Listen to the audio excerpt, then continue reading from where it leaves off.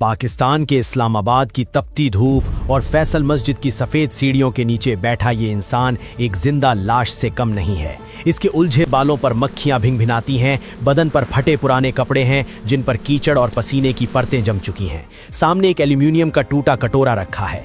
जब भी कोई वीआईपी गाड़ी मस्जिद के बाहर आकर रुकती है तो ये भिखारी एक पागल की तरह दौड़कर उस गाड़ी के बोनट को अपने फटे कपड़ों से साफ करने लगता है। लोग इसे गालियां देते हैं, घिन से अपना मुंह फेर लेते हैं। कई बार इसे धक्के मारकर जमीन पर गिरा दिया जाता है, लेकिन ये दर्द में करहाने के बजाय पागलों की तरह जोर जोर से हंसता है और हवा में बड़बड़ाता रहता है। वहां से गुजरने वाले हर शख्स के लिए ये सिर्फ एक मानसिक रूप से विक्षिप्त भिखारी है। लेकिन किसी को क्या पता कि इस घिनौने चोले के अंदर भारत की खुफिया एजेंसी रॉ का एक बेहद प्रशिक्षित एजेंट सांस ले रहा है, जो देश के लिए अपनी पहचान मिटा चुका है।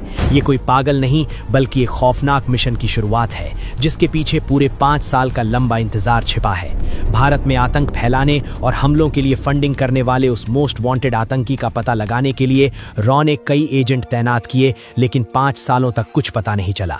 फिर एक दिन पाकिस्तान से एक खबरी का सिर्फ 3 अक्षरों का मैसेज आया, फैसल मस्जिद पैकेज।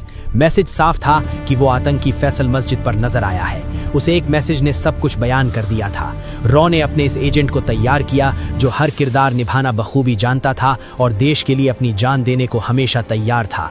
उसे अपनी पहचान छुटाकर फैसल मस्जिद की रेकी करनी थी, इसलिए उसने इस भिखारी का भेष बना लिया।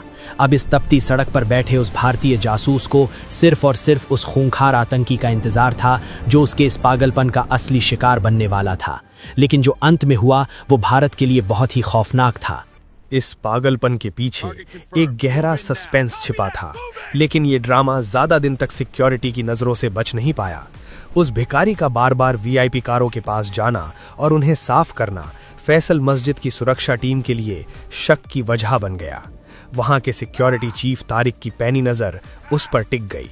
एक शाम गार्ड्स ने उस भिखारी को सड़क से घसीटा और मस्जिद के एक गुप्त अंधेरे पूछताछ कक्ष में फेंक दिया। उस कमरे में सिर्फ एक पीली बत्ती जल रही थी, जिसकी रोशनी में तारिक का क्रूर चेहरा और भी भयानक लग रहा था। तारिक को यकीन था कि ये पागलपन महज एक दिखावा है और ये आदमी किसी बड़ी साजिश का हिस्सा है। पूछताछ शुरू हुई, लेकिन एजेंट ने अपना किरदार नहीं छोड़ा। तारिक के कड़क सवालों पर वो सिर्फ पागलों की तरह हंसता रहा। जब तारिक का गुस्सा 7वें आसमान पर पहुंचा तो उसने भयानक टॉर्चर शुरू कर दिया। उसने एजेंट के चेहरे पर जोरदार थप्पड़ मारे, लातें बरसाईं और उसे जमीन पर कुचल दिया। एक आम इंसान इस भयानक दर्द में अपनी असलियत उगल देता, लेकिन वो रॉ का एक ऐसा जांबाज था जो अपनी हड्डियां तुड़वा सकता था, पर देश का राज नहीं। खून से लथपथ होने के बावजूद वो एजेंट फर्श पर रेंगते हुए बड़बड़ाता रहा, साहब की गाड़ी, मुझे भी बिठा लो, जन्नत जाना है। दर्द की इंतहा में भी उसके चेहरे पर वही खोखली और विक्षिप्त मुस्कान थी। इस खौफनाक टॉर्चर और उसके अटूट पागलपन को देखकर तारिक का शक आखिरकार हार गया। उसने उस खून से सने शरीर को एक सचमुच का पागल समझकर बाहर सड़क पर फेंकवा दिया। वो रॉ एजेंट अपनी जान पर खेलकर ये इम्तिहान पास कर चुका था। अब वो उस मस्जिद का एक ऐसा अनदेखा हिस्सा बन गया था जिस पर कोई शक नहीं कर सकता था। सड़क की धूल फांकते, गालियां खाते और तपती धूप में खुद को एक पागल भिखारी साबित करते हुए लगभग 1 साल का दर्दनाक वक्त बीत चुका था। हर गुजरता दिन उस रॉ एजेंट के लिए किसी जहन्नुम से कम नहीं था, लेकिन उसके इरादे चट्टान की तरह अडिग थे। और फिर एक दोपहर आखिरकार वो पल आ ही गया जिसका उसे पिछले 5 सालों से बेसब्री से इंतजार था। फैसल मस्जिद के बाहर अचानक हलचल तेज हो गई। पुलिस के सायरन गूंजने लगे और आम लोगों का रास्ता फौरन खाली करवा दिया गया। भारी सुरक्षा घेरे के बीच वीआईपी गाड़ियां आकर ठीक उस भिखारी एजेंट के सामने रुकीं। बीच वाली गाड़ी का दरवाजा खुला और उसमें से जो शख्स बाहर निकला, उसे देखते ही उस भारतीय जासूस के शरीर का सारा खून खौल उठा।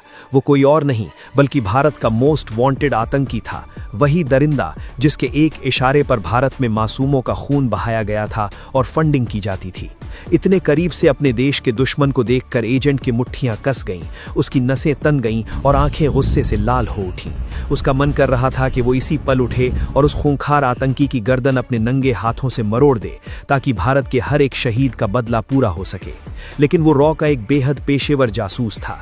वो अपनी बेबसी को अच्छी तरह जानता था कि इस वक्त उसके पास न तो कोई हथियार है और न ही कोई बैकअप टीम।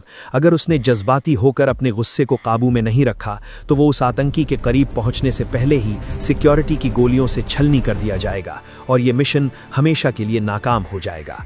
एक पल के लिए उसने अपनी इस घोर बेबसी को महसूस किया, लेकिन अगले ही पल उसने अपनी उबलती हुई आग को सीने के भीतर खामोशी से दबा लिया। उसने अपनी कसी मुट्ठी ढीली की और खुद को फिर से उसी पागलों वाली हरकत में झोंक दिया। वो आतंकी बेखौफ होकर मस्जिद के अंदर चला गया, लेकिन उस दिन जासूस के लिए एक बात तय हो गई थी।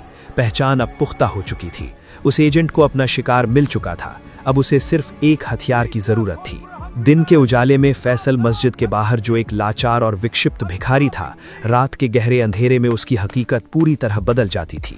जब इस्लामाबाद की सड़कें सुनसान हो जातीं, तब वो भारतीय जासूस अपना वो घिनौना और फटेहाल चोला उतार फेंकता।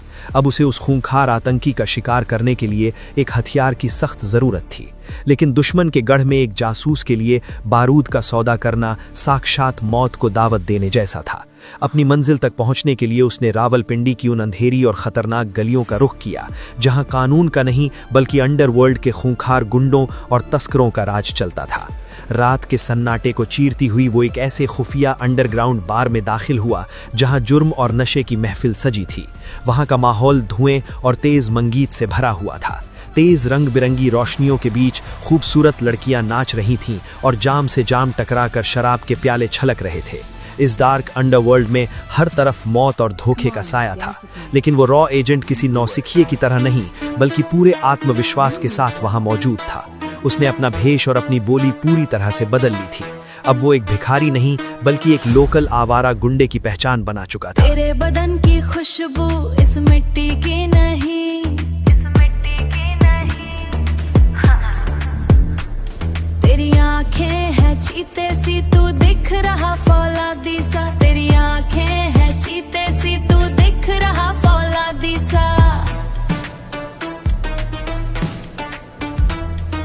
चखा दे जरा तेरे फौलादी बदन की जान, जरा और करीब आ, चखा दे तेरे बदन की जान,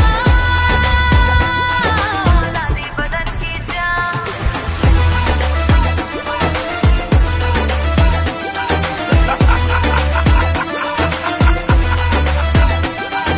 उसने उन खतरनाक तस्करों और लोकल गुंडों के साथ छुप छुप कर शराब पी, उनके साथ जुए के अड्डों पर वक्त बिताया और धीरे धीरे उनका भरोसा जीत लिया। उसी महफिल के एक अंधेरे कोने में उसकी मुलाकात उस इलाके के सबसे कुख्यात हथियार तस्कर से हुई। एजेंट ने बहुत ही चालाकी से बात शुरू की और तस्कर को बताया कि उसे अपनी एक पुरानी और गहरी दुश्मनी निपटानी है।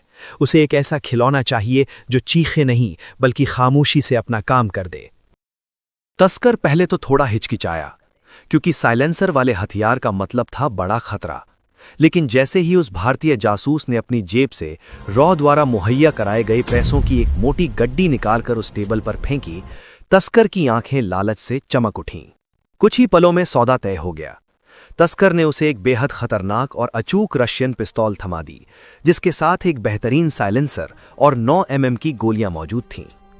उस ठंडे लोहे को अपने हाथों में महसूस करते ही जासूस के रोंगटे खड़े हो गए। इतने सालों की जलालत और उस दर्दनाक इंतजार का सिला अब उसके हाथों में था। इस अंधेरी दुनिया के बीचों बीच खड़े होकर उस भारतीय शूरवीर ने मौत का वो सौदा मुकम्मल कर लिया था। अब उसके पास वो खामोश बारूद आ चुका था, जो जल्द ही उस खूंखार आतंकी को हमेशा के लिए खाक में मिलाने वाला था। हथियार हाथ में आ जाने के बाद भी एक जासूस का इम्तिहान खत्म नहीं होता, बल्कि उसका असली सब्र यहीं से शुरू होता है। उस अंधेरी रात में रावलपिंडी के अंडरवर्ल्ड से साइलेंसर वाली रशियन पिस्तौल खरीदने के बाद वो भारतीय जासूस वापस फैसल मस्जिद की चौखट पर आ गया था।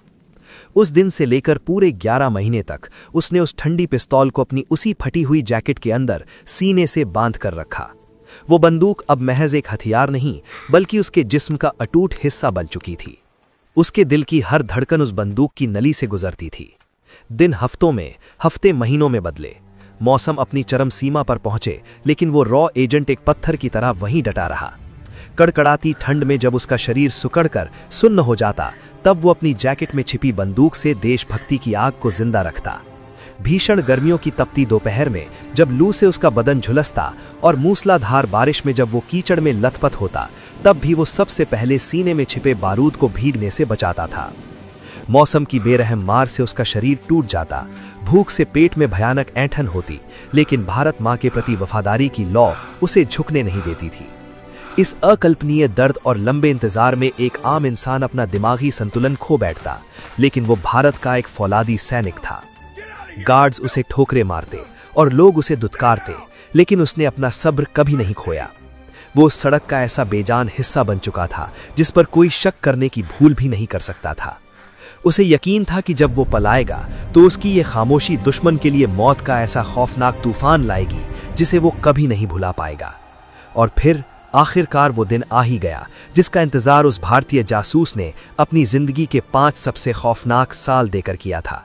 पूरे 11 महीने तक अपने सीने से मौत का वो ठंडा लोहा बांधे रखने के बाद उस रॉ एजेंट के सब्र का बांध अब अपने अंजाम तक पहुंचने वाला था।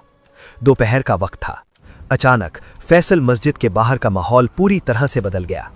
पुलिस के सायरन हवा को चीरते हुए गूंजने लगे। सिक्योरिटी गार्ड्स ने फौरन अपनी अपनी पोजीशन ले ली। भिखारी के भेष में जमीन पर लेटे उस एजेंट की आधी बंद आंखों ने दूर से आते उसी चिर परिचित काफिले को देख लिया। 3 काले रंग की गाड़ियां तेजी से मस्जिद की तरफ बढ़ रही थीं। जैसे ही वो गाड़ियां आकर रुकीं, एजेंट के दिल की धड़कनें एकदम शांत हो गईं। बीच वाली गाड़ी का दरवाजा खुला और वही खूंखार आतंकी पूरे हुरूर के साथ बाहर निकला और सीधा मस्जिद के अंदर चला गया। जासूस जानता था कि ये उस दरिंदे की आखिरी नमाज होने वाली है। ठीक 45 मिनट बाद वो शैतान बाहर आया। गार्ड्स ने उसकी कार का दरवाजा खोलने के लिए कदम बढ़ाए। यही वो इकलौता पल था जिसके लिए वो जासूस उस नर्क में एक कीड़े की तरह जी रहा था। वो अचानक अपनी जगह से उठा। उसने अपनी फटी हुई पोटली से एक मैला कपड़ा निकाला और चीखते हुए पागलों की तरह भागकर उस आतंकी की कार के बोनट पर गिर पड़ा। साहब की गाड़ी चमकेगी चमकेगी, वो जोर जोर से बड़बड़ाते हुए बोनट को रगड़ने लगा। सिक्योरिटी गार्ड्स उसे गालियां देते हुए आगे बढ़े। उस आतंकी के चेहरे पर घिन और गुस्सा साफ नजर आ रहा था। उसने चिढ़ते हुए उस पागल को धक्का देने के लिए अपना कदम आगे बढ़ाया। बस यही वो निर्णायक सेकंड था। जो इंसान पिछले 5 सालों से एक लाचार रेंगता हुआ भिखारी था, उसका शरीर एक झटके में बदल गया। उसकी आंखें जो अब तक पागलों की तरह घूम रही थीं, अचानक चीते की तरह स्थिर और खौफनाक हो गईं। 1 सेकंड के 100वें हिस्से में उसका बायां हाथ बिजली की रफ्तार से आगे बढ़ा और उस आतंकी की कॉलर को लोहे की तरह जकड़ लिया। उसी पल उसका दायां हाथ उसकी फटी जैकेट के अंदर गया और उस रशियन पिस्तौल को बाहर निकाल लिया जिसे उसने अपने पसीने और खून से सींचा था। इससे पहले कि उस आतंकी की आंखों में खौफ पनप पाता या कोई गार्ड अपनी बंदूक निकाल पाता, थुप थुप थुप, साइलेंसर लगी पिस्तौल से मौत का पैगाम लाती 3 आवाजें गूंजी। वो तीनों गोलियां उस खूंखार आतंकी के माथे के ठीक बीचों बीच उतर गईं। उस दरिंदे की आंखें फटी रह गईं। उसके माथे से खून का फव्वारा फूटा और वो भारत का दुश्मन एक भारी पेड़ की तरह उसी सफेद मार्बल पर धड़ाम से गिर पड़ा। जैसे ही उस आतंकी का खून सफेद संगे मरमर पर फैला, वहां भयानक चीख पुकार मच गई। हमला हमला! सिक्योरिटी गार्ड्स पागलों की तरह अपनी बंदूकें निकालकर इधर उधर दौड़ने लगे।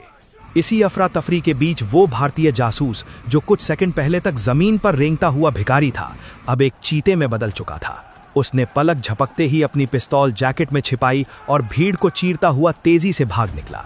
तभी सिक्योरिटी चीफ की तेज नजर उस भागते भिखारी पर पड़ी। वो हैरान रह गया जब उसने देखा कि वो पागल अब एक प्रोफेशनल कमांडो की रफ्तार से दौड़ रहा है। वो पागल नहीं, कातिल है, उसे मारो! वो पूरी ताकत से चीखा। अचानक गोलियों की बौछार शुरू हो गई। हवा को चीरती हुई गोलियां एजेंट के कान के पास से गुजर रही थीं। उसने बिना मुड़कर देखे एक फल के ठेले को जोरदार लात मारकर पलट दिया, जिससे पीछे आ रहे गार्ड्स का रास्ता रुक गया। वो फुर्ती से छलांग लगाकर रावलपिंडी की उन संकरी और घुमावदार गलियों में घुस गया। लेकिन खतरा अभी टला नहीं था।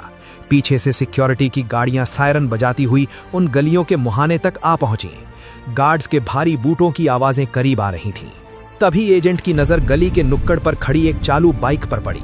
एजेंट ने 1 सेकंड भी बर्बाद नहीं किया, फुर्ती से उस आदमी को धक्का दिया और बाइक छीनकर पूरी ताकत से एक्सेलरेटर घुमा दिया। बाइक एक तेज दहाड़ के साथ उन गलियों को चीरती हुई शहर की तरफ भाग निकली।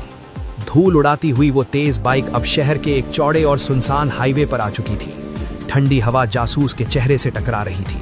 उसने राहत की सांस ली और सोचा कि वो बच निकला है।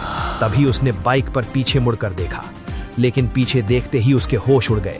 दूर से पुलिस की दर्जनों गाड़ियां लाल नीली बत्तियां चमकाती हुई सायरन की गूंज के साथ पूरी रफ्तार से उसी का पीछा कर रही थी। एजेंट ने अपने दांत भींचे और बाइक की रफ्तार अपनी आखिरी हद तक बढ़ा दी, लेकिन तभी सामने से भी एक खौफनाक मंजर उभरने लगा। हाईवे के दूसरे छोर से भी पुलिस की भारी गाड़ियां सायरन बजाती हुई सीधा उसी की तरफ बढ़ती आ रही थीं। अब वो भारतीय जासूस आगे और पीछे दोनों तरफ से पुलिस की घेराबंदी में पूरी तरह फंस चुका था। मौत सामने खड़ी थी और भागने का कोई रास्ता नहीं था। इसी रोंगटे खड़े कर देने वाले सस्पेंस के साथ भाग 1 दी एंड।